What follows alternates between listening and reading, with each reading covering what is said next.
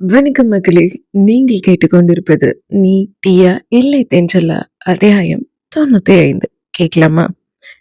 Sir, எங்க pass இங்க தான் சார் இருக்காங்க. 1 செகண்ட் என்ற மௌலி ஆதித்யனின் அறையில் இருந்த ரிமோட்டை எடுத்து ஒரு பட்டனை அழுத்த அந்த அறையில் தரையோடு இருந்த ஒரு பெரிய கிரானைட் கல் நகர்ந்தது. இங்க தான் சார் என்னோட எம்டி இருக்கார் என்று மௌலி சொல்ல அந்த இடத்தை எட்டி பார்த்தான் வாசு. என்ன சொல்றீங்க? இதுக்குள்ளயா? என்றான் வாசு. ஆமா சார். இதுக்குள்ளதான் இருக்காரு. இது எங்க சாருக்குன்னு அவரா உருவாக்குன ஒரு பர்சனல் ஸ்பேஸ்.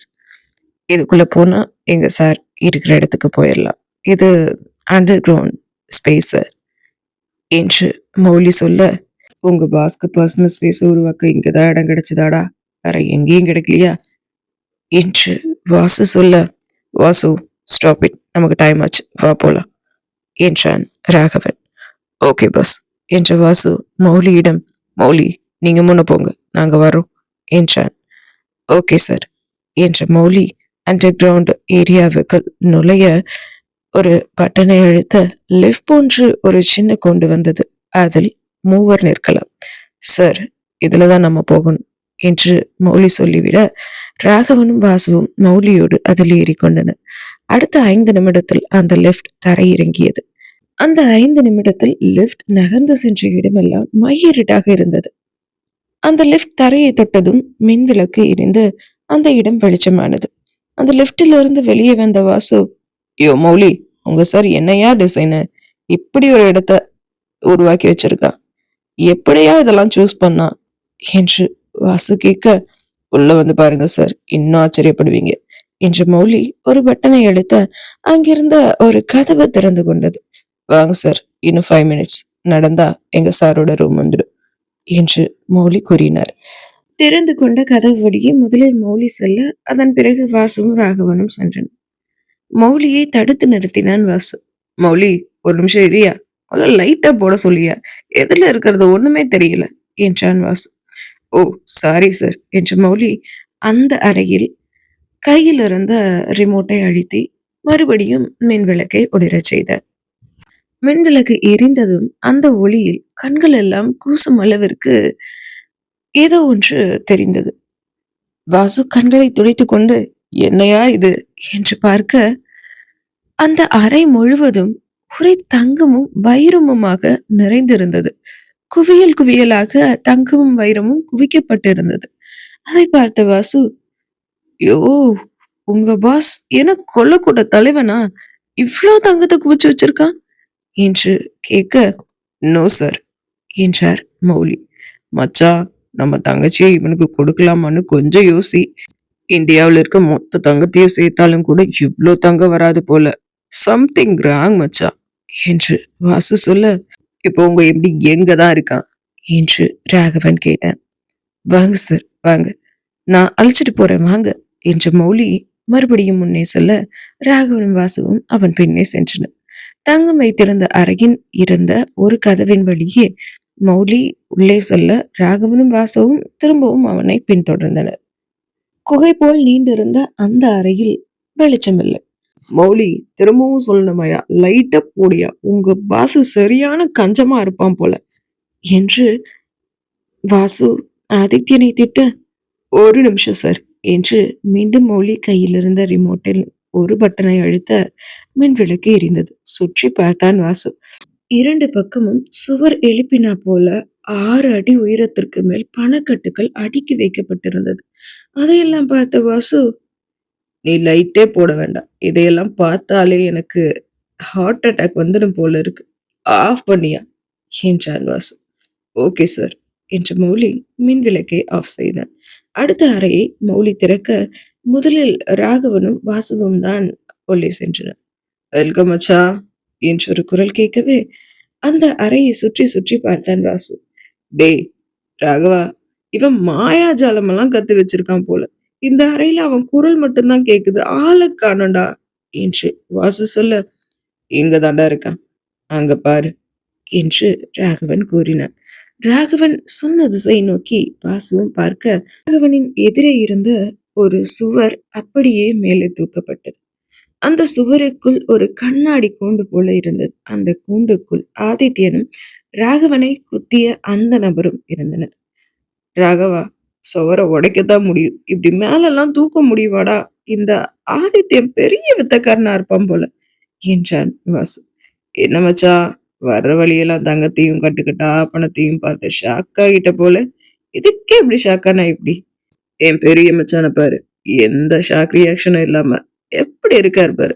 அவரு கூடவே இருக்க இதெல்லாம் அவர்கிட்ட கத்துக்கிறது இல்லையா?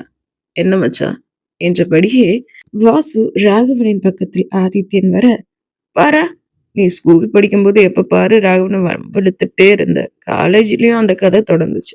அப்புறம் பிசினஸ் பண்றேன்னு கிளம்புன. எப்போ பாரு ராகவனுக்கு போட்டியாவே வந்த. ஆனா ஒரு தடவை கூட நீ என் மச்சான்னு ஜெயிச்சதில்ல. இப்ப பார்த்தா கொள்ளக்காரன் போல இவ்ளோ நகையையும் பணத்தையும் குவிச்சு வச்சிருக்கேப்பா. யாரா நீ என்று வாசு கேட்க, என்ன பார்ட்னர் மச்சான் கேக்குறான், எல்லாத்தையும் சொல்லிடட்டுமா என்று ராகவனை பார்த்து ஆதித்யன் கேட்டான். ஆதித்யன் பார்ட்னர் என்று அழைத்ததை கேட்ட வாசுவோ அதிர்ந்து போய், என்னது பார்ட்னரா என்று ராகவனை பார்த்து வாசு கேட்க, பார்ட்னரை பார்ட்னர்னு தானே சொல்லணும் என்றான் ஆதித்யன் வாசுவின் தோளில் கை போட்டபடி. என்ன மச்சான், என்ன மச்சான் சொல்றான் இவன், பார்ட்னர்னு சொல்றான் என்று வாசு ராகவனை பார்த்து கேட்க, வாசு, நம்ம ஆபரேஷன் சி பத்தி உனக்கு தெரியும் தானே என்றான் ராகவன். ஆமா தெரியும். அந்த ஆபரேஷன் சில நம்ம கூட பார்ட்னரா இருக்கிறது இவன் தான் என்று ராகவன் சொல்ல, டேய், என்னடா சொல்ற நீ? இதை என்னால நம்பவே முடியல என்றான் வாசு. நம்பித்தான் ஆகணும் மச்சான்.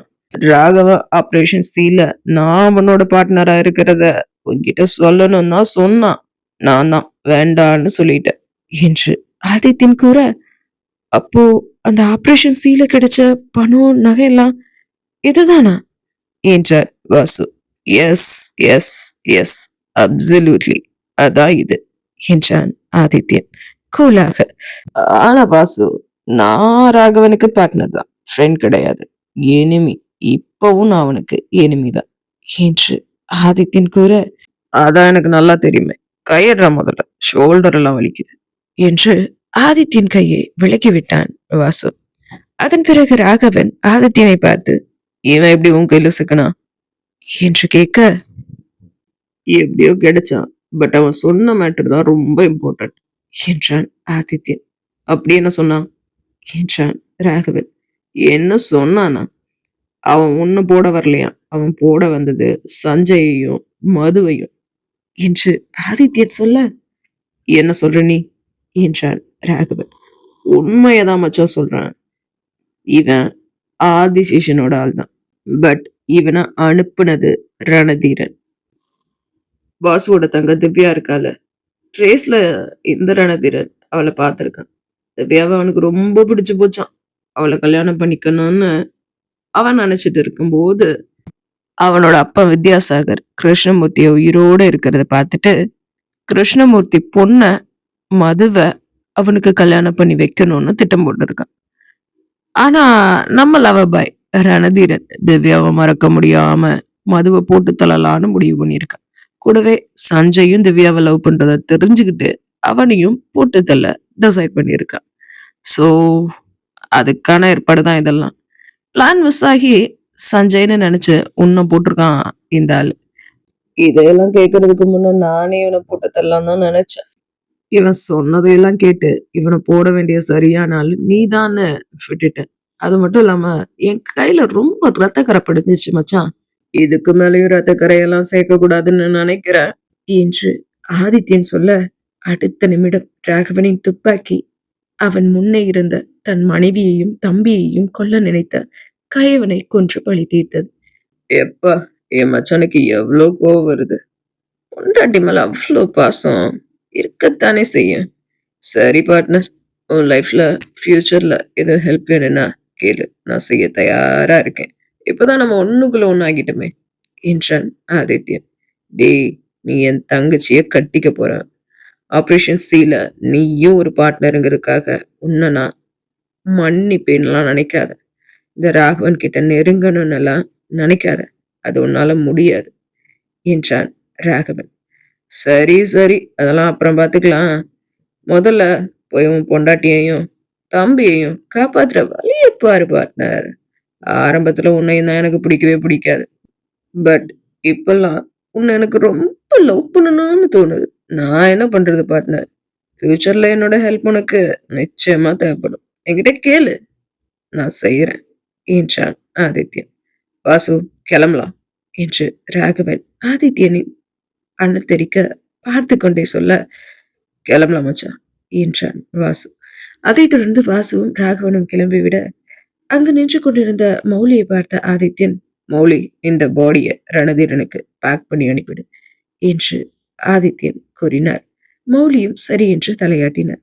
ஆதித்யன் சொன்னபடியே ரணதீரன் கிரிக்கெட் விளையாடி கொண்டிருந்த விளையாட்டு மைதானத்திற்கே இறந்தவனின் உடலை அனுப்பி வைத்தான் மௌலி.